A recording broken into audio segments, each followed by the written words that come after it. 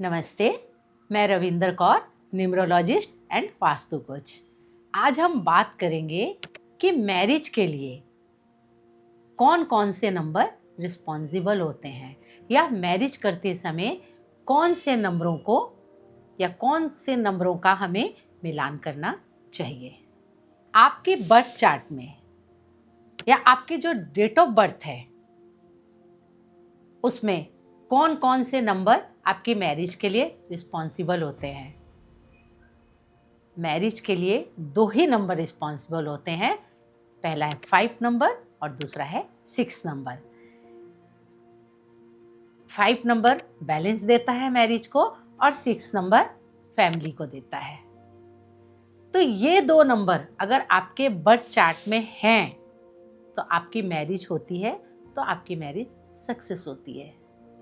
अगर आप अपनी शादी के लिए किसी को डेट करने जा रहे हैं या आप अपने बच्चों के लिए कोई रिश्ता ढूंढने जा रहे हैं, लड़का है तो किसी लड़की के लिए, लड़की है तो किसी लड़के के लिए, तो आप उन दोनों का डेट ऑफ बर्थ लेंगे और उस डेट ऑफ बर्थ का जब हम बर्थ चार्ट बनाएंगे तो हम उस बर्थ चार्ट में ये देखेंगे कि उन दोनों के डेट ऑफ बर्थ में या उनके जो चार्ट है उसमें 5 और 6 नंबर है या नहीं है। मान लीजिए ए नंबर वाले के बर्थ चार्ट में 6 नंबर है और जो उसकी स्पाउस है उसकी डेट ऑफ बर्थ में 6 नंबर नहीं है, तो भी ये मैचिंग हो सकती है। क्यों? क्योंकि ए नंबर वाला अपने स्पाउस को 6 नंबर का पावर देगा। मान लीजिए लड़की की डेट ऑफ बर्थ में 5 नंबर है और उसके पार्टनर के बर्थ चार्ट में या उसके डेट ऑफ बर्थ में 5 नंबर नहीं है, तो यहाँ पे वो लड़की अपने पार्टनर को वो 5 नंबर का पावर दे रही है, उसे पावर को पास कर रही है। तो यहाँ भी शादी हो सकती है। अगर किसी के बर्थ चार्ट में 6 नंबर है और 7 नंबर मल्टीपल टाइम आ रहा है तो भी शादी में लेट हो सकती है, शादी काफ़ी देर से हो सकती है। इसी तरह आपके बर्थ चार्ट में अगर 5 नंबर है और 7 मल्टीपल टाइम आ रहा है तो भी शादी में देरी होगी। और अगर आपके चार्ट में 5 और 6 नंबर दोनों हैं और आपके चार्ट में 7 नंबर मल्टीपल टाइम आ रहा है तो आपकी शादी तो हो जाएगी, लेकिन वो टिकेगी या नहीं इसमें क्वेश्चन मार्क है, क्योंकि हो सकता है आपका ये शादी आपकी ना टिके या बहुत ज़्यादा संघर्षों से ये शादी भरी हो।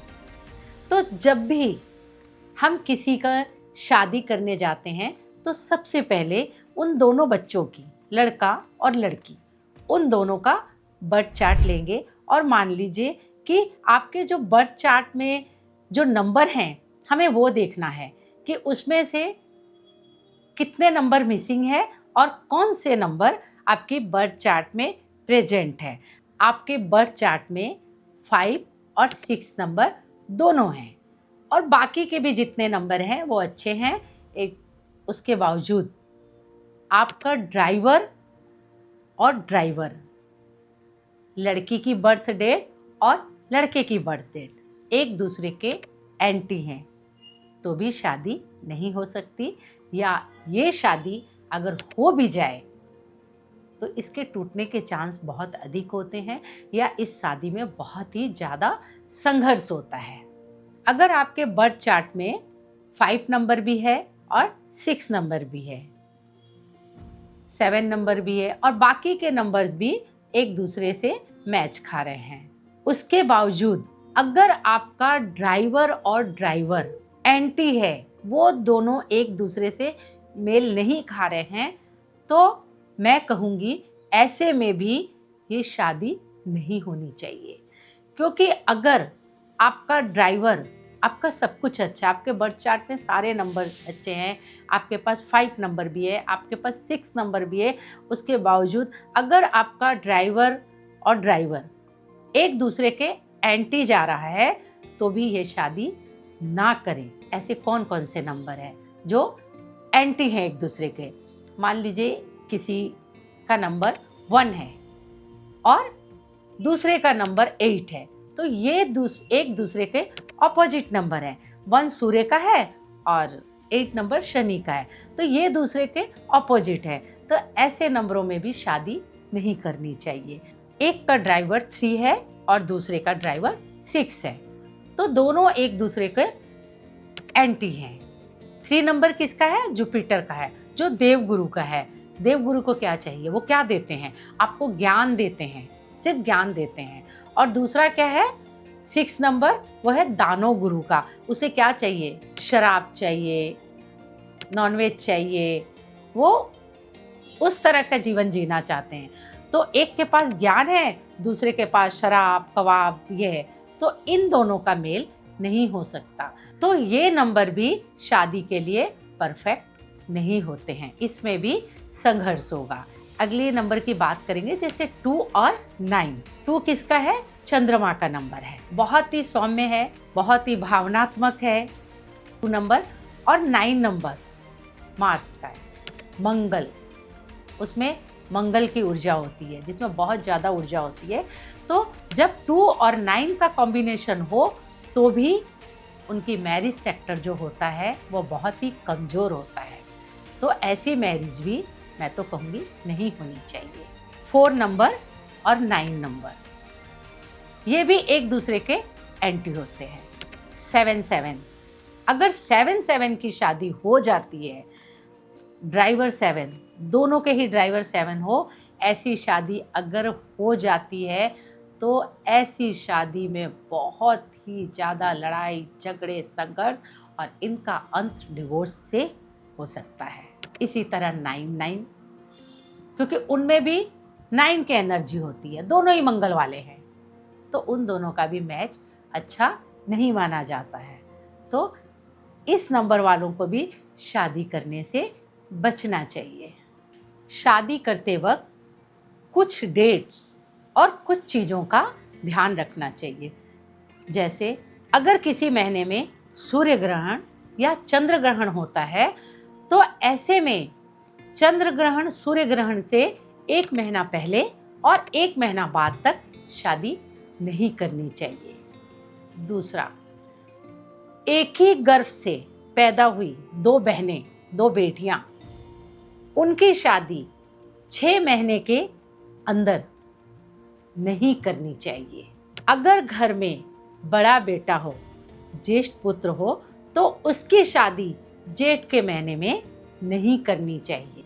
जिस महीने में व्यक्ति का जन्म होता है उस महीने में भी शादी नहीं करनी चाहिए।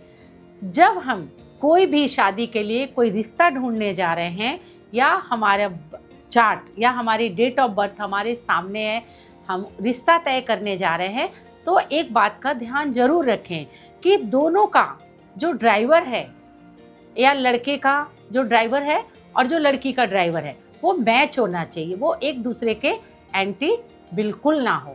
अगर एंटी होगा तो उनके रिश्ते में बहुत ही संघर्ष होगा या हो सकता है वो शादी आगे जाकर ना चले। और एक चीज़ का ध्यान रखें कि उनके बर्थ चार्ट में दोनों एक दूसरे को कितने नंबर शेयर कर रहे हैं।